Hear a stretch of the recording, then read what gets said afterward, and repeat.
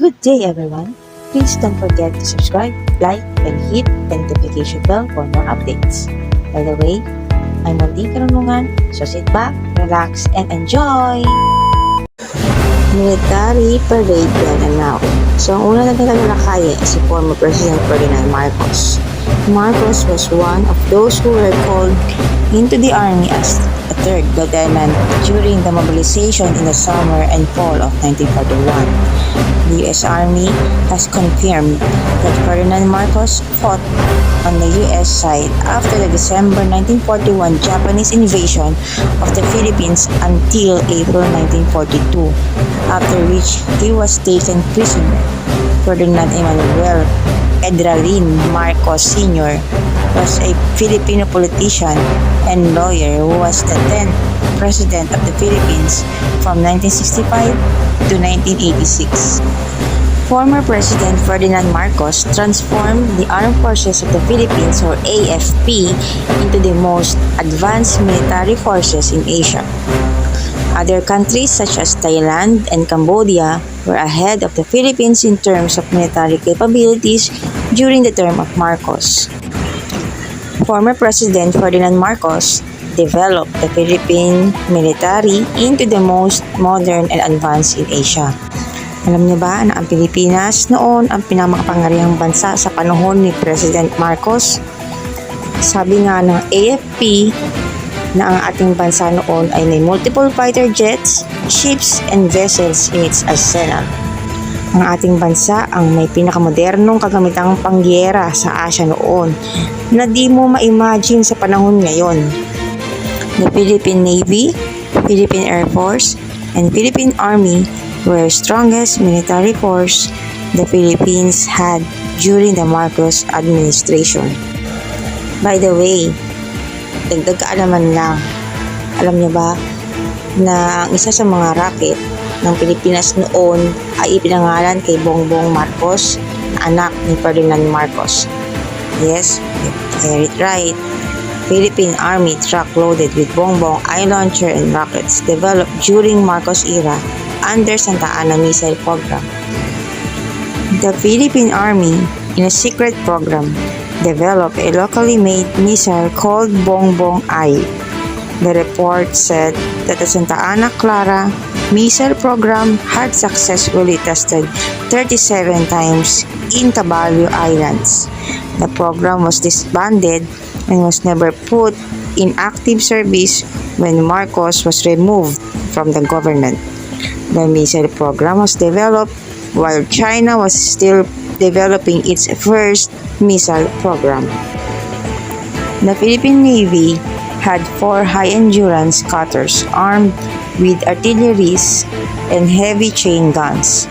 All 4 were acquired on 1976 and were deployed on Philippine coasts: BRP Andres Bonifacio, BRP Gregorio del Pilar, BRP Diego Silang, and BRP Francisco Dagohoy.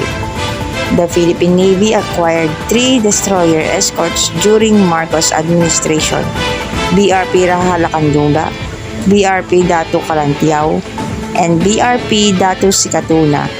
BRP Dato Maricudo, a 56-meter corvette, was acquired on 1976 from the United States through South Vietnam. Maricudo was retired from service on November 9, 2010. BRP Dato Tupas was one of the only 2 fleet minesweepers in the history of Philippine Navy. The other one was RPS Samar, which was retired before the BRP Dato Tupas was acquired. There is no information about the fate of Dato Tupas after the EDSA 1 revolution. 2 submarine chaser boats were acquired during Marcos era. The BRP Nueva Vizcaya and BRP Negros Oriental, acquired on 1968 and 1976 respectively, were high-speed patrol boats capable of chasing and destroying earlier submarines. Project Santa Barbara was a missile program developed under the administration of Philippine President Ferdinand Marcos, year 1965 to 1986, during the Cold War. The first successful launch was in 1972. The project was discontinued due to disclosed reasons. The Santa Barbara Project, a top-secret rocket and missile program of late President Ferdinand Marcos, This project is one of the results of the Philippine Self-Reliance Defense Program back in the 1970s, which aimed to provide the basic needs of the armed forces of the Philippines using local technology and without assistance of foreign countries such as long-term ally, the United States.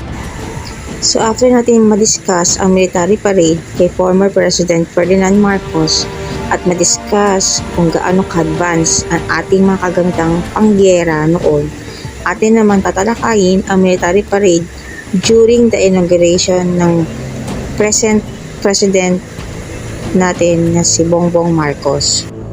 Ferdinand Bongbong Marcos Jr. was 12 when he joined his father and namesake in the traditional car ride ng Malacanang to the Quirino Grandstand for the latter's second inauguration as president in December 1969. On inaugural day, Marcos Jr. will receive his first of many military honors, including the customary 21 gun salute. A civic military parade will take place with the military coming in to salute its new commander-in-chief. A military civic parade will be celebrated in the security personnel coming from the AFP, PCG, and PNP is taking place during the inauguration of President-elect Ferdinand Bongbong Marcos on Thursday, June 30, 2021. Over 25 athletes marched together with healthcare workers and other frontlines in the military civic parade during the inauguration ceremony of President Ferdinand Bongbong Marcos Jr. Domestic and international pressures will compel Marcos Jr. to continue the planned upgrades to the country's armed forces. The AFP's wish is to bring in more sophisticated equipment.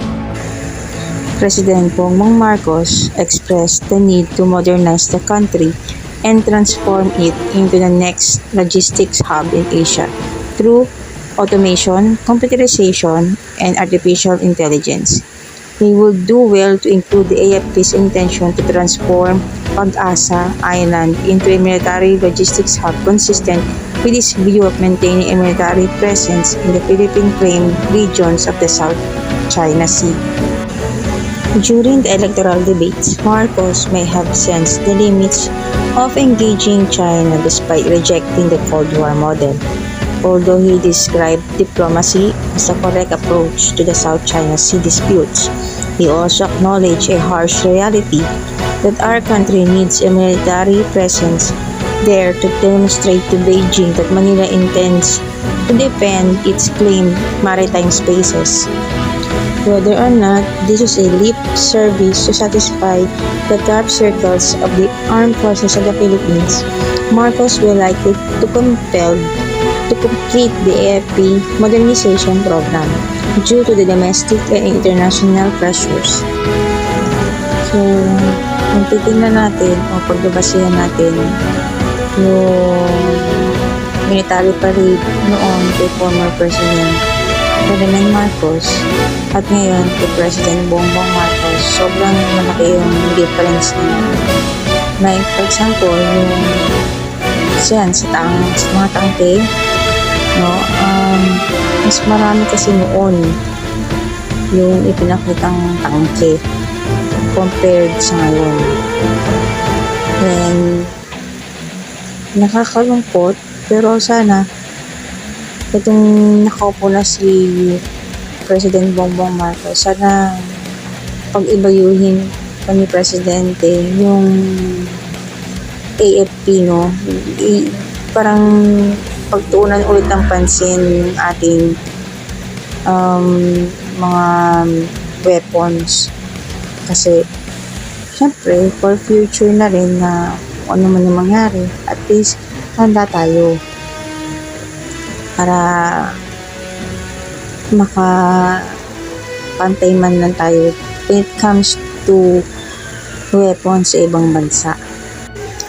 Sana ituloy ngayon administrasyon ni Pangulong Bongbong Marcos yung dapat may sarili tayong missile system na maaari pang ma-develop para maging moderno at high-tech para hindi natin kailangan bumili ng pagkamahal-mahal sa ibang bansa.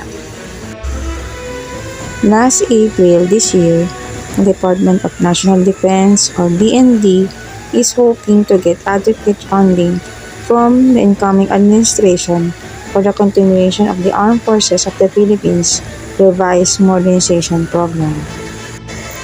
The Duterte administration allotted 300 billion pesos for the procurement of new military capabilities, including multi-role fighter planes, offshore patrol vessels, corvettes, light tanks, and land-based missile systems, among others.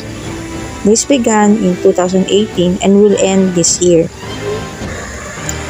Former DND Secretary Lorenzana said that in Horizon 3 will bring in more sophisticated equipment such as fighter planes and possibly the country's first submarine. This will run from 2023 to 2028. The problem now depends on how money will be made available for the coming years. Kasi kailangan nga naman syempre ng budget.